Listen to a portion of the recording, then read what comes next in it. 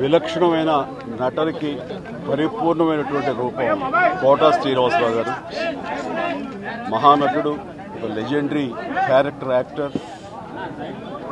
మా ఇద్దరి నట ప్రస్థానం కూడా ఒకే సినిమాతో ప్రారంభమైంది, అది ప్రాణం ఖరీదు.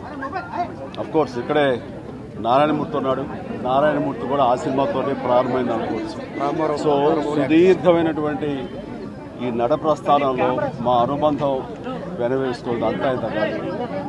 ఆయనతో నటిస్తున్నప్పుడు తెర మీద ఆయన నటన చూసి అద్భుతం అనుకోవడం వేరు, వ్యక్తిగతంగా 1-to-1 కూర్చున్నప్పుడు ఆయన చేసే చమత్కారాలు కానీ చెప్పే జోకులు కానీ అవి ఆద్యంతం చాలా ఉత్సాహపరుస్తుంది. ఆయనతో షూటింగ్ ఉందంటే కనుక ఇలా కోట శ్రీనివాసరావు గారు ఉన్నారు, ఇవాళ చాలా హుషారుగా బాగుంటుందని ఉత్సాహంతో వెళ్ళేవాళ్ళం.